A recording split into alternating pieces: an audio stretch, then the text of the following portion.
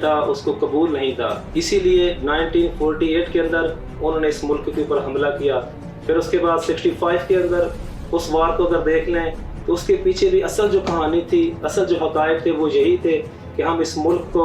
दुनिया के सफ़े हस्ती से मिटा देंगे, इसको ख़त्म कर देंगे। यही अज़ाइम लेकर इंडिया की फ़ौज ने रात की तारीखी के अंदर इंटरनेशनल बॉर्डर को क्रॉस किया, जो कि दुनिया के अंदर इस तरह नहीं है कि कोई मुल्क, कोई फ़ौज इस तरह का किसी मुल्क के ऊपर इस तरह का वार करती है, इस तरह की जंग मुसल्लत करती है। लेकिन इस मुल्क को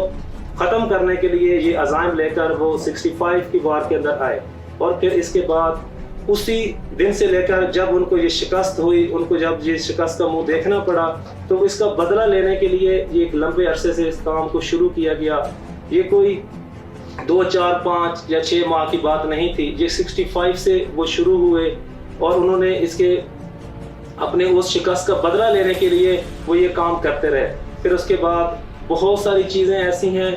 जो नहीं होनी चाहिए थी। बहरहाल इसके अंदर वो सियासी गलतियां थी जिसकी वजह से दुश्मन ने बहरहाल इसका भरपूर फ़ायदा उठाया और उन्होंने इसके ऊपर काम किया। उन्होंने इसके अंदर अपना रुपया पैसा लगाया, अपने लोगों की जानें लगाईं, जो वो कर सकते थे उन्होंने किया। फिर उसके बदले के अंदर उन्होंने इस मुल्क को दो लख्त किया। ये बात हमें माननी पड़ेगी कि हम आज इस चीज़ को भूल गए हैं, लेकिन दुश्मन इस चीज़ को नहीं भूला। दुश्मन के अंदर जितनी उनकी गैरत और हमीयत थी उसके मुताबिक उन्होंने इसके ऊपर काम किया और उन्होंने वो बदला लिया।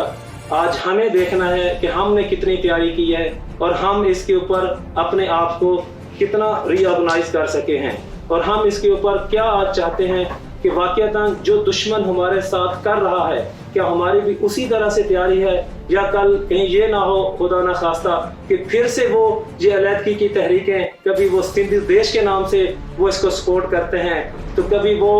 बलोच लिबरेशन फ्रंट के नाम से कभी उनको फंडिंग करते हैं, कभी उनको सपोर्ट करते हैं, चाहे वो असले की सूरत में हो, चाहे वो पैसे की सूरत में हो, या फिर वो अपने एजेंट वहाँ भेजकर उनकी काउंसलिंग करते हैं और वो इस तरह की तहरीकें चलाते रहते हैं। तो हमें आज चाहिए कि हम इस बात के ऊपर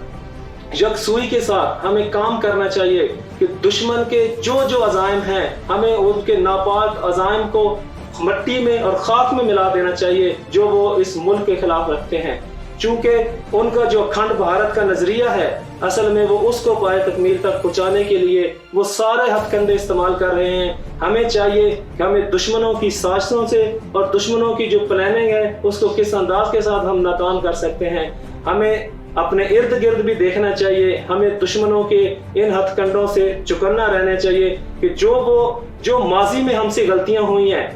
जो माजी में हमसे सुस्ती हुई हैं, क्या वो मुस्तकबिल में हमसे ना हो। और जो आज दुश्मन अपने अज़ाइम और अपनी साजिशें जो इस मुल्क के खिलाफ कर रहे हैं हमने उसका तोड़ निकालना चाहिए। हमें अपने इदारों को मजबूत करना चाहिए और हमें ये कौम बहैसियत कौम हमें ये सोचना चाहिए कि हमारे साथ दुश्मन क्या कर रहा है और दुश्मन क्या चाहता है, और जो माजी में उन्होंने हमारे साथ किया है, जो उनका रवैया है, उन्होंने